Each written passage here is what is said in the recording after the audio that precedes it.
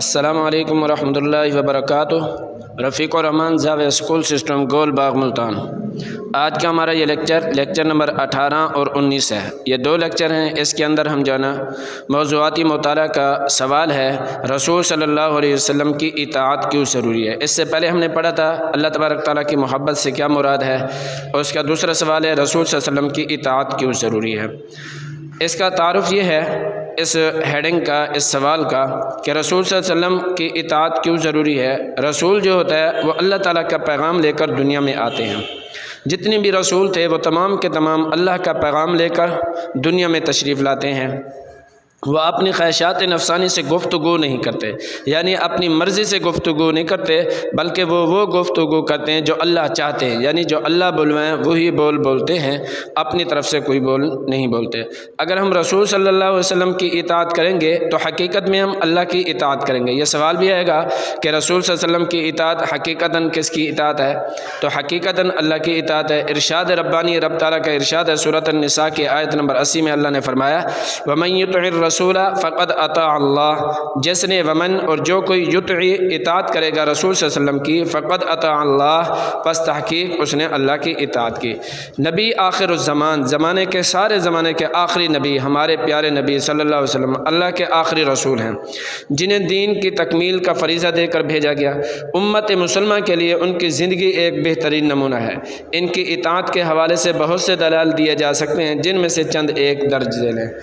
ان میں سے پہلا یہ ہے اللہ کی محبت اطاعت رسول میں، یعنی اللہ تبارک تعالیٰ نے اپنی محبت رکھ ہی اپنے رسول صلی اللہ علیہ وسلم کی اطاعت میں دی ہے۔ اللہ سے محبت خالی دعوے کرنے کا نام نہیں، اگر ہم اللہ تعالیٰ سے محبت کرتے ہیں تو ہمیں رسول صلی اللہ علیہ وسلم کی اطاعت کرنی پڑے گی۔ ارشاد ربانی ہے، رب تعالیٰ کا ارشاد ہے، قل ان کنتم تحبون اللہ فاتبعونی یحببکم اللہ ویغفر لکم ذنوبکم واللہ غفور رحیم۔ سورۃ آل عمران کی آیت نمبر 31 کے اندر اللہ نے فرمایا، کہہ دیجئے اگر تم اللہ تعالیٰ سے محبت رکھتے ہو تو میری اطاعت کرو، میری اتباع کرو، میری بات مانو۔ اگر تم اللہ تعالیٰ سے محبت رکھتے ہو تو میری اتباع کرو، اللہ تم سے محبت کرے گا اور تمہارے گناہ معاف کر دے گا، اور اللہ بخشنے والا رحم کرنے والا ہے۔ اللہ تعالیٰ سے محبت اسوہ رسول صلی اللہ علیہ وسلم کی پیروی کا نام ہے۔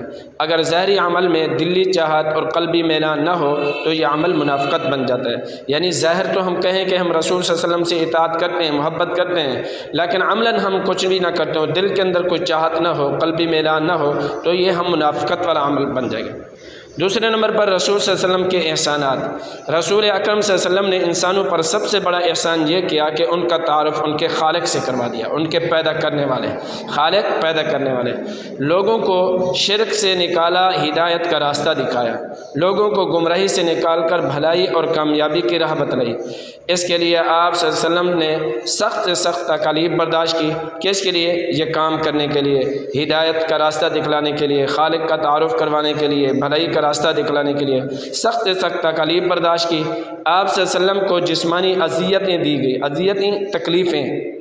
آپ صلی اللہ علیہ وسلم کو کوئی ذاتی غرض اور مفاد نہ تھا، یعنی یہ جو تکالیف آپ علیہ السلام نے برداشت کی یا اپنے کسی ذاتی غرض اور مفاد کے لیے برداشت نہیں کی، بلکہ صرف اور صرف ان کا مقصد آپ علیہ السلام کا یہ تھا کہ بنی نوع انسان گمراہی سے نکل آئیں، جہنم سے بچ جائیں، یعنی یہ انسانیت جو ہے یہ گمراہی سے نکل کر ہدایت میں آ جائیں، جہنم سے بچ کر جنت میں جانے والے بن جائیں اور جنت میں داخل ہو جائیں۔ آپ صلی اللہ علیہ وسلم نے انسانیت کی بھلائی کے لیے تکالیف اٹھائی، ان کے لیے دعائیں فرمائی۔ لہٰذا انصاف کا تقاضا یہ ہے کہ اپنے محسن، یعنی جس نے احسان کیے، اپنے محسن سے محبت کی جائے۔ حضور صلی اللہ علیہ وسلم سے محبت کیے بغیر کوئی شخص مومن ہو ہی نہیں سکتا۔ ارشاد نبی ہے، نبی علیہ السلام کا ارشاد ہے، لا یؤمن احدکم حتی اکون احب الیہ من والدہ وولدہ والناس اجمعین۔ تم میں سے کوئی اس وقت تک مومن نہیں ہو سکتا جب تک کہ میں اسے اس کے والدین اور اس کی اولاد اور تمام لوگوں سے زیادہ محبوب نہ ہو جاؤں، یعنی ہمیں اپنے والدین سے، اپنے اولاد سے، اپنے ماں باپ سے، تمام رشتہ داروں سے، بلکہ تمام انسانیت سے بڑھ کر آپ صلی اللہ علیہ وسلم سے محبت کرنی چاہیے۔ جب ہم تمام چیزوں سے بڑھ کر آپ صلی اللہ علیہ وسلم سے محبت کریں گے تب ہم جو ہے نا کامل مومن بن جائیں گے۔ یہ آج کا ہمارا لیکچر ہے، یہ آپ نے یاد بھی کرنا ہے، لکھنا بھی ہے۔ اس کے اندر آیات آئی ہیں۔ پہلی آیت ومن یطع الرسول فقد اطاع اللہ، اسی طرح دوسری آیت قل ان کنتم تحبون اللہ، اسی طرح ایک آیت رسول صلی اللہ علیہ وسلم کے احسانات کے احسان کے اندر لا یؤمن احدکم، یہ آپ نے دونوں آیات لکھنی بھی ہے، یاد بھی کرنی ہے، اور اسی طرح حدیث مبارکہ بھی آپ نے یاد بھی کرنی ہے، لکھنی بھی ہے۔ السلام علیکم ورحمۃ اللہ وبرکاتہ۔